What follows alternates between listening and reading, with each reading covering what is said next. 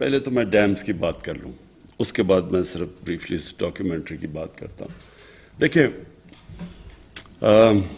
ہمارا جو ملک میں انفارچونیٹلی ایک بہت بڑا المیہ ہوا، وہ یہ کہ ڈیموکریسی کے اندر جو ہر 5 سال کے بعد الیکشن ہوتا تھا، اس الیکشن کی وجہ سے لانگ ٹرم پلاننگ نہیں ہوئی. اور ڈیمز لانگ ٹرم پلاننگ ہوتی ہے، اور جو بھی ملک ترقی کرتا ہے وہ ہمیشہ لانگ ٹرم پلاننگ سے کرتا ہے.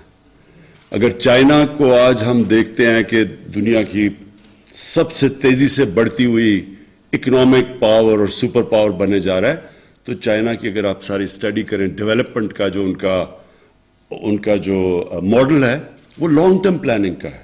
ابھی سے جب ہم چائنا گئے تو انہوں نے ہمیں باقاعدہ بتایا کہ ان کی اگلے 10 سال 20 سال وہ کس طرح کیا پلان کر رہے ہیں.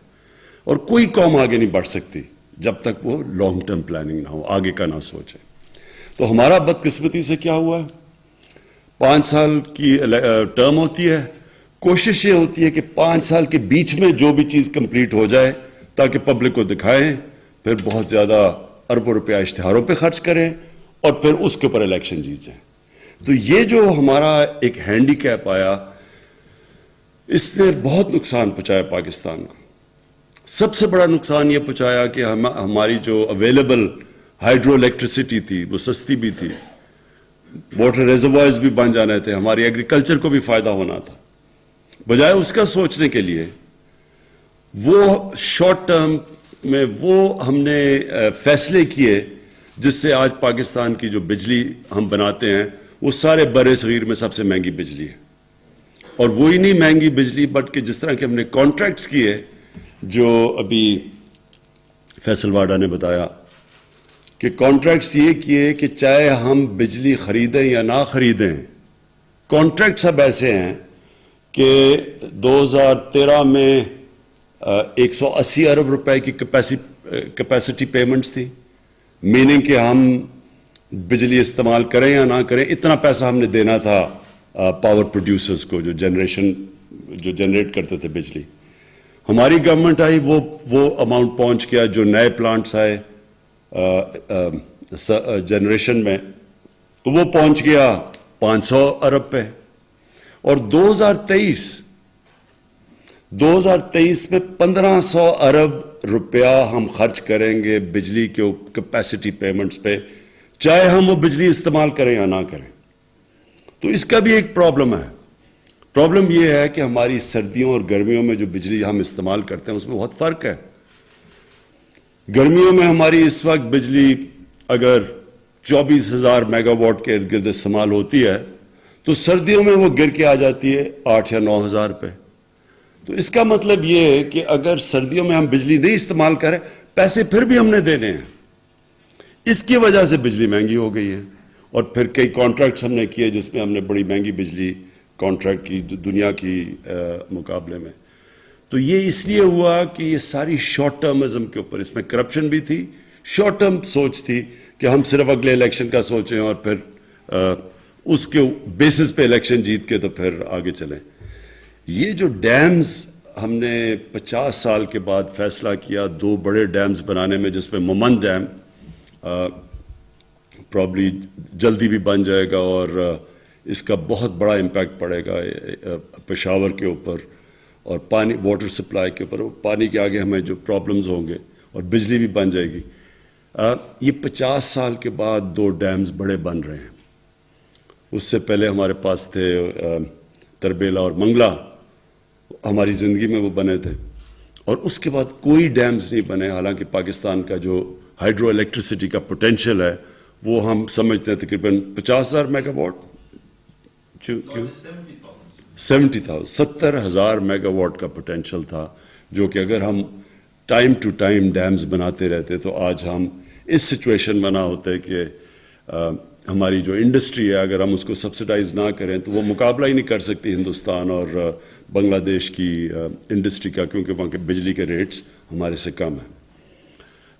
مجھے دوسری چیز اس کی یہ جو دو ہم بڑے پروجیکٹس کر رہے ہیں، اس کی کلین انرجی، ہائیڈرو الیکٹریسٹی، صاف انرجی ہے، جو کہ آج کل کلائمیٹ چینج کے اندر بہت میٹر کرتی ہے. اور ہم پاکستان، سب کو پتہ ہے کہ ہم بڑے ونربل ہیں کلائمیٹ چینج. پاکستان کوئی دنیا کے 8 یا 9 نمبر پہ پاکستان کا ہے جو کہ سب سے زیادہ ونربل ہیں کلائمیٹ چینج پہ. تو ایک تو ہمارے لیے یہ بڑا امپورٹنٹ تھا کہ ہم کلین انرجی لے کے آئیں. دوسری چیز واٹر ریزروائر، جو کہ پانی بہت بڑا ایشو ہے. پاکستان ایک وہ ملک ہے جدھر آگے پانی کے ہمیں بڑے مسئلے مسائل آئیں گے، تو اس کی واٹر کی کنزرویشن اور ریزروائرز بنانا وہ ہماری بہت بڑی ضرورت تھی. تو دوسرا یہ کہ ہم پانی کو بھی پرزرو کر لیں گے، اور پھر اس کا امپیکٹ ایگریکلچر کے اوپر پڑے گا. تو میں اس لیے اس کے اوپر سٹریس کرنا چاہتا ہوں کہ یہ صرف اور صرف شارٹ ٹرم سوچ کی وجہ سے ہم نے وہ کام نہیں کیے، وہ پروجیکٹس نہیں بنائے جو کہ پاکستان کو، اگر 60s میں ہم بڑی تیزی سے آگے بڑھ رہے تھے تو ہمارے پاس سب سے سستی بجلی تھی، اور اس سستی بجلی سے ہماری انڈسٹری چل رہی تھی، اور بڑی دیر تک ہم اس ملک کو بڑا فائدہ ہوا سستی بجلی سے. لیکن جب 90s میں آ کے یہ جو تباہی مچی، اور پھر یہ جو ڈیکیڈ آف ڈارکنس ہے، یہ جو 2008 سے 2018 تک، جس کے اندر سارے ادارے تباہ ہوئے اور سارا جو پاکستان کے قرضے بڑھے، اور جو آج ہم سب کچھ ہمارے اوپر بوجھ پڑا ہوا ہے وہ پچھلے 10 سال کی قرضوں کا پڑا ہوا، سود دینا پڑتا ہے. میں صرف ایک لوگوں کے سامنے رکھ دوں، کیونکہ ہمیں بار بار میں سنتا ہوں جی کہ آپ نے بڑے قرضے بڑھا دیے پاکستان کے، ہمارے جو مخالف کہتے ہیں. تو سب کے انٹرسٹ کے لیے یہ میں صرف اس لیے فگر لانا چاہتا ہوں کہ آپ کو سب کو پتہ چلے کہ ایگزیکٹ پوزیشن کیا ہے. ہماری جو گورنمنٹ آئی تھی تو جو پاکستان کی لائبلٹیز تھی وہ 30,000 ارب تھیں، اور جو پاکستان کے اوپر قرضے چڑھے ہوئے تھے وہ 25,000 ارب تھے. تو جب سے ہماری گورنمنٹ آئی ہے 2.5 سال میں، وہ 25,000 ارب سے قرضے گئے 36,000 ارب پہ. 11,000 ارب کے قرضے ہمارے دور میں بڑھے ہیں. لیکن اس کی بریک ڈاؤن آپ سب کو دے دوں. 11,000 میں سے جو 6,000 ارب روپے کے ہمیں قرضے لینے پڑے، وہ کون سے؟ وہ پرانے لیے ہوئے قرضوں کے اوپر سود دینے کے لیے. تو 6,000 ارب تو چلا گیا جو پچھلی گورنمنٹ سے قرضے لیے تھے ان کے اوپر سود دینے کے لیے. 3,000 ارب کیوں چڑھ گئے قرضے؟ کیونکہ روپیہ 105 سے گیا 160 تک، ڈالر گیا 105 سے 160 تک. تو جو وہ ڈالر کے اندر جو قرضے تھے وہ امیجیٹلی 3,000 ارب کا ہمیں کچھ کیے بغیر وہ صرف روپے گرنے سے وہ چڑھ گئے. اور وہ ہماری وجہ سے روپیہ نہیں گرا. روپیہ اس لیے گرا کہ جب ہمیں گورنمنٹ ملی تھی تو 60 ارب ڈالر کی امپورٹس تھی اور 20 ارب ڈالر کی ایکسپورٹس تھی. تو سب سے پاکستان کی تاریخ کا سب سے بڑا ٹریڈ گیپ تھا. اور جو کرنٹ اکاؤنٹ ڈیفیسٹ یعنی ڈالر کتنے اندر جا رہے ہیں اور باہر آ رہے ہیں 20 ارب ڈالر، جو بھی پاکستان کا تاریخی گیپ تھا. اس کی وجہ سے ظاہر روپے نے گرنا تھا، کیونکہ روپے ڈالر کم ہو گئے، ڈالر کی ویلیو اوپر چلے گئی، روپیہ گر گیا. اور جب روپیہ گرا تو 3,000 ارب وہ چڑھ گئے تو 9,000 ارب ہو گئے. 2,000 ارب جو تھے اس میں سے 800 ارب روپیہ یہ جو کووڈ آیا، کووڈ کی وجہ سے ہماری کلیکشن کم ہو گئی، وہ 800 ارب روپے جو ٹیکس کلیکشن کم ہوئی ادھر چلے گئے. اور باقی جو ہم نے پھر پیکج دیا ریلیف کا کووڈ کے لیے، جو ہم نے لوگوں کے لیے احساس میں پیسے بانٹے، تو وہ ہمیں وہ باقی گا. تو میں صرف بریک ڈاؤن دے رہا ہوں کہ یہ قرضوں کا لوگوں کو پتہ چل جائے کہ یہ کیا لیگیسی تھی، کیوں ہم پرانے دور کی بات کرتے ہیں. اب میں بریفلی جو یہ فلم کے اوپر دیکھیں، میں یہ بار بار سنتا ہوں کہ جی پاکستان کا سافٹ امیج ہمیں کرنا چاہیے. سافٹ امیج کا کیا مطلب ہے؟ کہ سافٹ امیج کیا کہ ہم کیا ہیں کہ ہمیں سافٹ امیج لوگوں کو دینا چاہیے؟ یہ کیوں ہم کہتے ہیں ہمیں سافٹ امیج دینا چاہیے؟ اور کیا پاکستان کا سافٹ امیج آ جائے گا تو کوئی دنیا ہمیں بڑا اچھا اوپر سمجھے گی؟ ہمیں اس طرح کی غلط فہمی میں نہیں پڑنا چاہیے. یہ احساس کمتری ہے. جب ایک قوم کے اندر کانفیڈنس چلا جاتا ہے تو وہ لوگوں کو خوش کرنے کی کوشش کرتے ہیں. ہمیں کبھی سوچنا نہیں چاہیے کہ ہم کچھ کریں گے. اگر مغرب چاہتی ہے کہ جی جو پچھلے جنرل مشرف کے دور میں جی انلائٹنڈ ماڈریشن, یہ ہم نے زندگی میں پہلی دفعہ لفظ سنا تھا, انلائٹنڈ ماڈریشن. کسی کو نہیں پتا کیا ہے انلائٹنڈ ماڈریشن. ساروں نے, زیادہ تر لوگوں نے اس کو یہ سمجھا کہ اگر جتنا ہم مغربی لوگوں کی طرح لگیں گے تو اتنا ہی ہم ماڈریٹ لگیں گے. تو لوگوں نے انگریزی بولنی شروع کر دی اور وہ انگریزی کپڑے, یعنی ساروں نے ویسٹرن کلوتھ پہننا شروع کر دیے, سب نے سوٹس پہن لیے, ہم ماڈریٹ ہو گئے. کیا یہ ہے ماڈریشن؟ سو یہ پلیز سمجھا, یہ احساس کمتری جب آپ نے کانفیڈنس چلا جاتا ہے تب ایک قوم ایسی حرکتیں کرتی ہے. ہمیں صرف ایک امیج پروموٹ کرنا ہے, ایک خوددار قوم جو اپنے پیر پہ کھڑی ہے, جس میں اپنے اندر کانفیڈنس ہے, جو بلیو کرتی ہے, اپنے فیوچر کے اندر بلیو کرتی ہے. وہ کسی کے اوپر ریلائی نہیں کرتی, کسی سے قرض یا بھیک نہیں مانگتی. تب دنیا عزت کرتی ہے. آپ ایک چیز یاد رکھ لیں کہ عزت تو اس انسان کی ہوتی ہے جو خوددار ہوتا ہے. آپ ایکسپیریمنٹ کر لیں, غریب سے غریب آدمی ہوگا جس میں غیرت اور خودداری ہوگی, آپ اس کی عزت کریں گے. امیر سے امیر آدمی بھی جھکا ہوا ہوگا, کوئی دنیا میں اس کی عزت نہیں کرتا. تو ہمیں جو جس طرف جانا ہے, ایک خوددار پاکستان کی طرف جانا ہے. اور پھر جو بڑی سوچ رکھنے والا ملک ہو. دیکھیں, قومیں وہ بڑھتی ہیں جو بڑی سوچ رکھتی ہیں. انسان وہ بڑا ہوتا ہے جس کی سوچ بڑی ہوتی ہے. جو سوچتا ہی تھوڑا سا ہے, چھوٹی اس کی ڈریمز ہی تھوڑی سی ہیں, تو وہ کبھی بڑا انسان نہیں بنتا. کبھی اگر مثلا میں نے کرکٹر بننا ہے, تو اگر میری ڈریم ہے کلب کرکٹر ہی بننے کی ہے تو میں وہی بنوں گا. جتنی میری ڈریم بڑی ہوگی اتنی میری ایسپریشنز ہوں گی, اتنے اوپر جاؤں گا. تو قوم کو یہ نہیں سوچنا چاہیے کہ ہم دنیا کو خوش کرتے پھرے جی, سافٹ امیج بتائیں جی ہم بھی بڑے. یہ ایسی پہلے ہم نے غلطی کی, کسی کی جنگ میں ہم نے شرکت کی, ہماری وہ جنگ ہی نہیں تھی, ہمیں اس میں کبھی جانا ہی نہیں چاہیے تھا. پاکستان کا کیا تعلق تھا 9/11 کے ساتھ؟ ہم ان کی وجہ سے ان کو پریشر میں آ کے تو ہم ان کی جنگ میں شرکت کر گئے. جنگ میں شرکت کر کے کیا ہوا؟ پہلے ہم نے 80s کے اندر ان کی جنگ میں شرکت کر کے جہاد کو گلوریفائی کر دیا. مجاہدین وہ لوگ تھے جو کہ ہیروز تھے. رونلڈ ریگن نے مجاہدین کو کہا کہ وہ بڑے, ان کی امریکہ میں بلا کے خراج تحسین پیش کی ان کو. پھر جب 9/11 کے بعد آئے تو انہی لوگوں کو ہم نے ٹیررسٹ کہہ کے ان کے پیچھے, ان کے کہنے پہ ان کے پیچھے چلے گئے. تو ملک کو تو بہت ایک بھاری اس کا نقصان اٹھانا پڑنا تھا. تو ہم یہ نہ کہیں کہ ہم کیونکہ ہمیں وہ دہشت گرد کہنا شروع ہو گئے تو ہم اپنا سافٹ امیج کریں. ہمیں کبھی بھی جب بھی آپ کسی کے پریشر میں آ کے غلط کسی اور کی جنگ میں شرکت کرتے ہیں اور پھر اپنے ملک کو نقصان پہنچاتے ہیں, تو اس کا یہ ہو ہی نہیں سکتا کہ آپ سفر نہ کریں. کسی سے بھی آپ کسی کی جنگ میں شرکت کریں گے, ان سے کوئی بینیفٹس لے کے, اس کا نقصان ہوگا. وہ کہتے ہیں انگریزی میں ہے کہ دیر از نو فری لنچ. جو بھی آپ سمجھتے ہیں کہ ہمیں ایڈ ملے گی یا کچھ, اس کے پھر بڑے نقصانات اٹھانے پڑتے ہیں. تو ہم نے اپنے ماضی سے کیا سیکھا؟ ہم نے اپنے ملک کو مضبوط کرنا ہے, اپنے ملک کو پیر پہ کھڑا کرنا ہے. ہم نے اپنے قوم کو تیار کرنا ہے کہ ہمیں ٹیکس جب تک نہیں دیں گے تو ملک اپنے لوگوں کو پڑھا نہیں سکے گا, اپنے علاج نہیں کروا سکے گا, اپنی انفراسٹرکچر نہیں ٹھیک کر سکے گا. تو قوم نے ٹیکس دینے ہیں. کسی کے اوپر ہاتھ نہ پھیلائے کسی کے سامنے. جیسے جیسے ہمارا مائنڈ سیٹ چینج ہوتا رہے گا.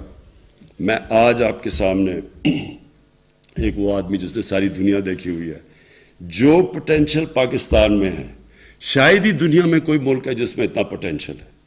اللہ نے سب کچھ دیا اس ملک کو. ہم انڈر سیل کرتے ہیں اپنے آپ کو. ہم اپنے اندر بلیو نہیں کرتے کہ جی کوئی اور آ کے ہمیں اوپر لے جائے گا. یہی قوم جس دن ہم آہستہ آہستہ ہمارے اندر یہ کانفیڈنس آ گیا کہ ہم دنیا کی کسی بھی قوم کا مقابلہ کر سکتے ہیں, یہ قوم اوپر اٹھ جائے گی. سب کچھ ہے یہاں, کوئی چیز, کسی چیز کی کمی اللہ نے نہیں دی. لیکن جب ہماری سوچ ہی یہ ہو کہ ہم نے جب تک ہمیں باہر سے کوئی ہمارے سافٹ امیج کی وجہ سے کوئی لونز نہیں دے دیں گے یا کچھ نہیں کر دیں گے, ہم آگے نہیں بڑھ سکتے, تب تک قوم آگے نہیں بڑھے گی. اور یہ میں آپ کو بتاؤں کہ یہ جو ڈاکیومنٹری میں نے تھوڑی دیکھی, بالکل اس طرح کی آپ کو ڈاکیومنٹریز بنانی چاہیے. میں اپنی فلم انڈسٹری کو ہم پوری مدد کریں گے ان کو پروموٹ کرنے کے لیے, ڈاکیومنٹریز بنائیں, فلمز بنائیں, کیونکہ اس ملک میں اللہ نے ٹیلنٹ دیا ہے. کیونکہ مجھے تو ہندوستان سے ہمارے یہاں مجھے تو تب یاد ہے جب ہمارا جو ٹی وی ہوتا تھا سارے ہندوستان میں دیکھا جاتا تھا, پی ٹی وی سارے ہندوستان میں دیکھا جاتا تھا. ہمیں تو تب بھی یاد ہے ہماری فلم انڈسٹری اچھی بلی چل رہی تھی, پیچھے رہ گئی. پیچھے میرے خیال میں بہت بڑی وجہ یہ تھی کہ وہ کاپی کرنا شروع کر دی ہندوستان کی فلمیں. دیکھیں ویلیو صرف اوریجنل کی ہوتی ہے, کاپی کی کوئی ویلیو نہیں ہوتی. لوگ تو وہ آگے بڑھتے ہیں جو اپنا راستہ نکالتے ہیں. آپ کاپی تو اچھی کاپی بن جائیں گے, اچھے سے اچھی آپ پکاسو کی کاپی کر لیں, اس کی کوئی ویلیو نہیں ہے. ویلیو صرف اوریجنل کی ہے. تو ہم نے اپنے بجائے اپنی اوریجنل تھنکنگ کرنے کے چیپ ہندوستان کی کاپیز شروع ہوگی, خود ہی اپنی فلم کو نیچے لے آئے. لیکن جو ہمارا پی ٹی وی تھا بڑے ہائی سٹینڈرڈ کا تھا. پھر جو ہمارے یہاں پرفارمنس میں نے دیکھے زبردست, کوئی مقابلہ نہیں کرتا تھا نصرت فتح علی خان کا. اور ہمارے جو یہاں کے یوتھ بہت ٹیلنٹ ہے, یہاں عاطف ہمارا بیٹھا ہوا ہے, اس کا کوئی وہاں مقابلہ نہیں کرتے. ٹیلنٹ ہے ہمارے لوگوں میں. ہم کرکٹ میں ہم ہندوستان 7 گنا بڑا ملک تھا. میں نے ہندوستان کے خلاف 24 ون ڈے میچ کیپٹن کیے ہوں گے, 19 جیتے ہم, 1 وہ ٹائی تھا. تو یعنی ہم ان سے ہمیشہ بہتر تھے. چھوٹا ملک تھا لیکن جب تک ملک کے اندر کانفیڈنس تھا ہر فیلڈ میں ہم ایکسل کرتے تھے. تو یہ یاد رکھیں کہ اس ملک میں اللہ نے سب کچھ دیا ہے. لیکن بدقسمتی یہ ہے کہ جب کرمنلز آ کے ملک کے اوپر سربراہ بن جائیں تو وہ کوئی ملک نہیں ترقی کر سکتا. ایک فیکٹری کے اوپر اب چور کو بٹھا دیں, فیکٹری بیٹھ جائے گی آپ کی, ملک کیسے نہیں بیٹھے گا. سو اس لیے کانفیڈنس رکھیں اپنے آپ میں. ہمارے میں سب کچھ ہے, ہمارے میں ٹیلنٹ ہے. اور اگر آپ نے صحیح ٹیلنٹ دیکھنا ہے پاکستانیوں کا تو باہر جا کے دیکھیں. پاکستان سے باہر ایسا ٹیلنٹڈ پاکستانی بیٹھا ہے. ہر فیلڈ کے اندر لوگ ایکسل کرتے ہیں. صرف ہم نے اپنے ملک کا سسٹم ٹھیک کرنا ہے جو الاؤ کرے میرٹ کو اوپر آنے کے لیے. تو وہ سسٹم تھوڑا ٹائم لگتا ہے. لوگ کوئی فکر نہیں کرنی چاہیے کہ جی ابھی چینج نہیں آیا, یہ برا ہے. ایک سسٹم جب ایک پرانی عادتیں پڑ جائیں تھوڑا ٹائم لگتا ہے وہ مائنڈ سیٹ چینج ہونے میں. لیکن یہ مطمئن ہو جائیں سب کہ یہ ملک کے اندر جو اللہ نے دیا ہے یہ خاص اللہ کا ملک ہے. اس میں جو ٹورزم میں پوٹینشل ہے, جو اس کی زمین اللہ نے زرخیز دی ہے, جو اس میں ورائٹی دی ہے, جو ڈائیورسٹی دی ہے, یہ شاید ہی کسی آپ کو دنیا میں ملک میں بنے. جو کانڈے ناسٹ نے جو لیڈنگ میگزین ہے انہوں نے کہا جو لیڈنگ دنیا کا جو آگے جا کے جو ٹورسٹ ڈیسٹینیشن ہے وہ پاکستان کی انہوں نے بات کی ہے. تو وہ ایسے نہیں لکھتے. پھر میں واپس جنرل مزمل آپ کو آخر میں خراج تحسین پیش کرنا چاہتا ہوں کیونکہ یہ صرف یہی نہیں کہ آپ نے یہ بہت بڑے چیلنج ٹیک آن کیے ہیں. یہ 2 بڑی ڈیمز بڑے چیلنجز ہیں. لیکن میں آپ کو خراج تحسین اس لیے پیش کرنا چاہتا ہوں کہ جس پیشن اور جس جنون سے آپ نے یہ ٹیک آن کیا چیلنجز, یہ میں آپ کو کیا خراج تحسین پیش کروں گا. انشاءاللہ جب یہ ڈیمز بنیں گی تو آپ کا نام سارے اس ملک ہمیشہ یاد رکھے گا. Thank you.